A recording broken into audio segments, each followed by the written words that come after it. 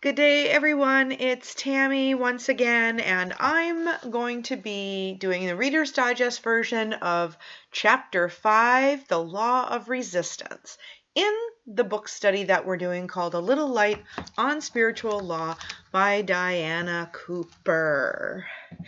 So, the Law of Resistance. This is starting week 2 of our book study. Every time we focus on something, we are calling it towards us. With our thoughts and beliefs, we invite people, situations, and material things into our life. When they arrive, if we do not really want them, we try to push them away. Now, interestingly enough, I have a quote that I recalled as I read this sentence, and it is from Matt Kahn. It was in one of his videos, and it caught my attention because of the truth of it.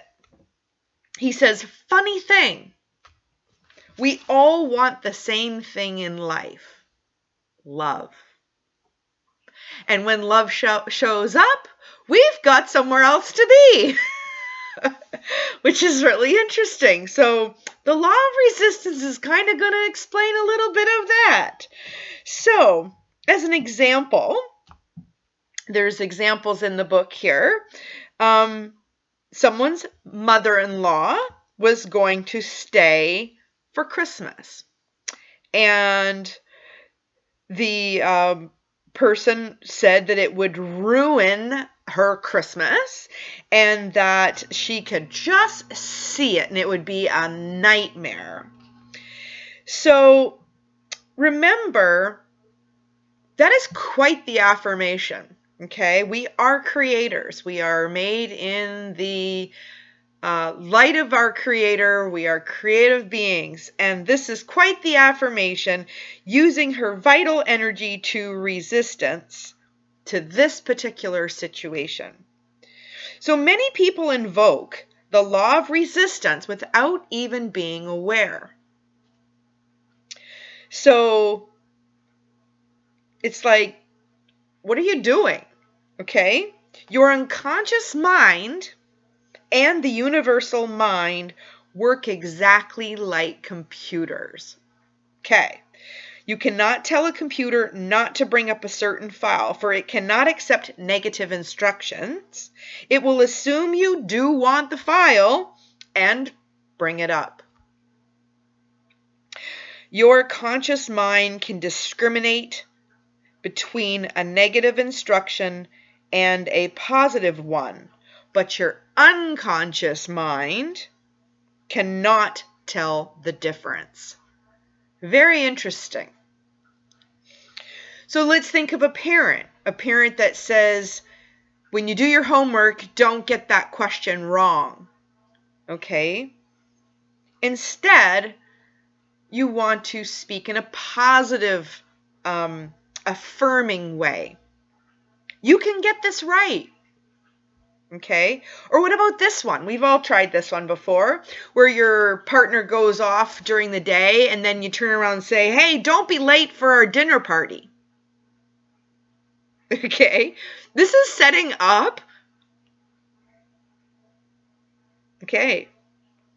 Instead, you want to say, hey, remember the dinner party starts at 8 p.m. State what you want, not what you don't want. If you think a thought or make a statement often enough, it will access your unconscious mind. You speak of illness, you'll resist illness. Okay, the word ill. Words are very, very important, okay? Your unconscious mind is also open when you are relaxed. When you are relaxing in sunshine, it's kind of a bad time to worry or to think about your fears, okay? Instead, you want to picture what you want to create in your life. Simply put. Don't, can't, won't, aren't. Affirming the negative is always an attraction of the negative. Bottom line, state what you want, not what you don't want. Okay? What about these examples? I won't ever find a perfect partner.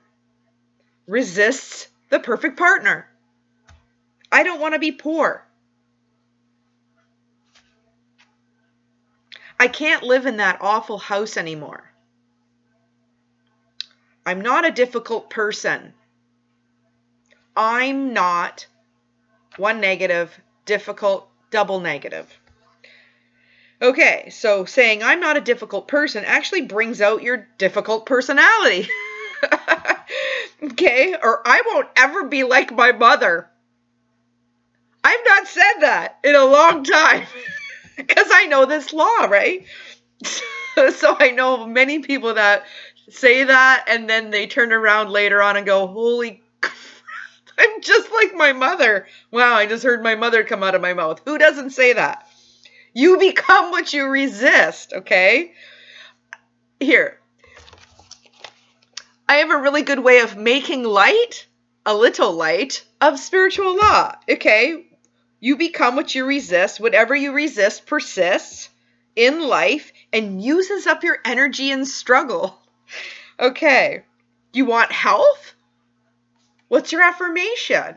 I don't want to be sick? Or I am healthy?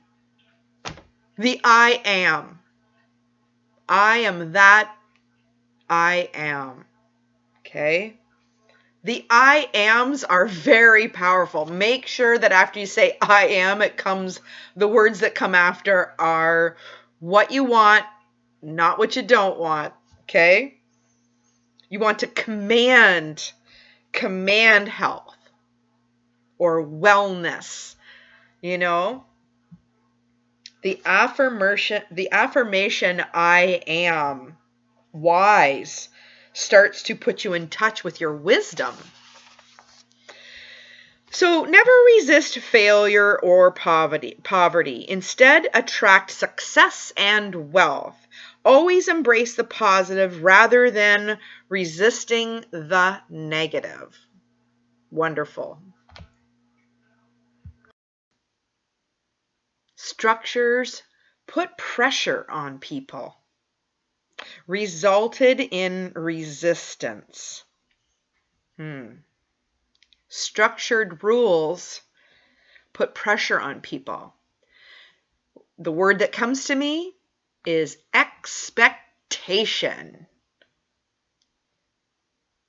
Releasing control frees your energy up. Embrace what you really want in life. So I have a writing task for you. Okay, so one positive way of dissolving a thought form you have been resisting is to write down all of your fears about it and then burn it. Then write down what you do want and start to attract what you want. So if you want to grab a piece of paper and start writing the things that you've been resisting, write your fears about it. You can burn it. There's question 1. Then question 2, write down what you want instead so that you have that list and you can make baby steps towards it. It's even procrastination. I mean, if we look at procrastination, usually it's like something big, okay, that you're like really procrastinating. So if you look at the project or the task and put it into smaller increments and then step by step just choosing one that feels comfortable first and then work your way and eventually your task will be completed and you can champion yourself. I love that. So then you will even find that you have more energy.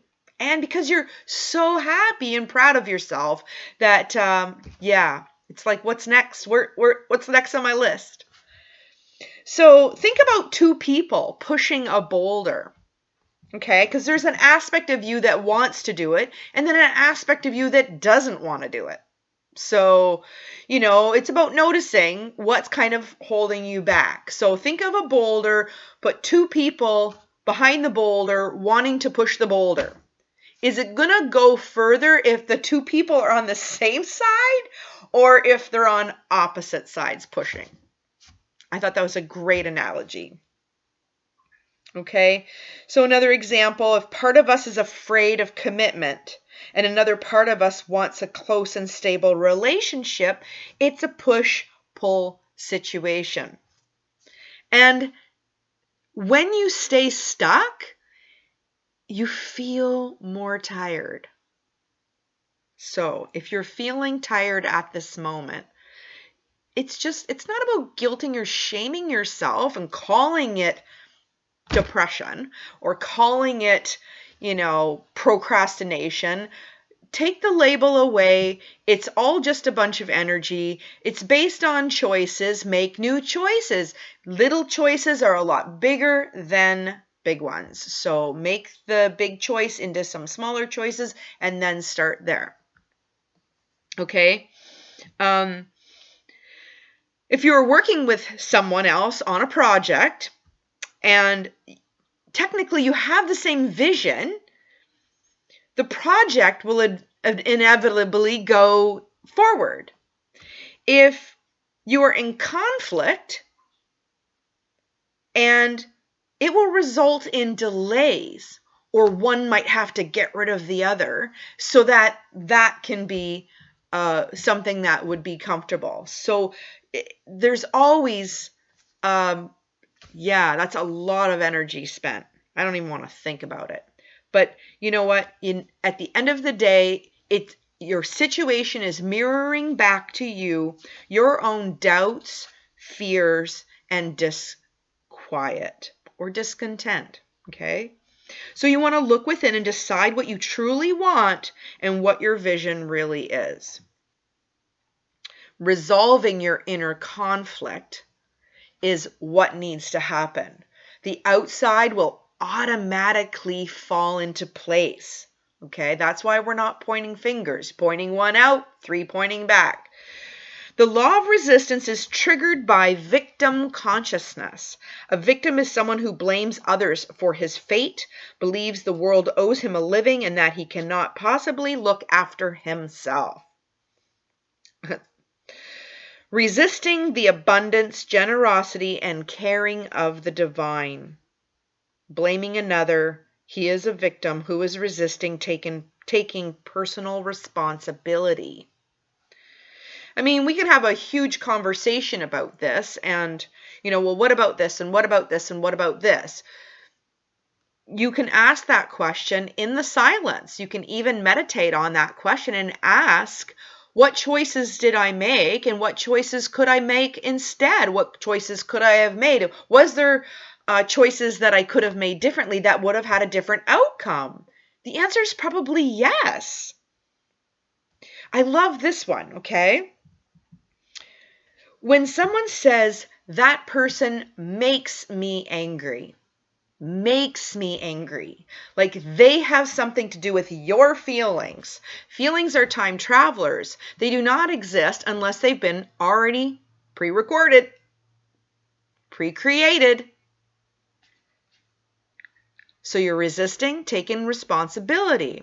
Instead of saying that person makes me so angry, how about owning your feelings and being empowered by that and say, I am angered by ... That feels like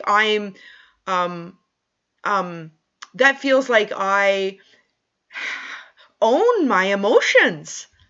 It's much clearer than saying that person makes me angry. That is just you affirming that you've given your power away.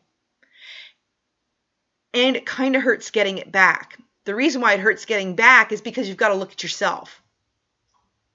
Instead of pointing a finger, you've got to look within. So I love that. When we feel angry or guilty, we resist the joy of life and the magnificence of self. Any task appears difficult in direct proportion to our level of resistance. Anything that you are resisting has a message for you.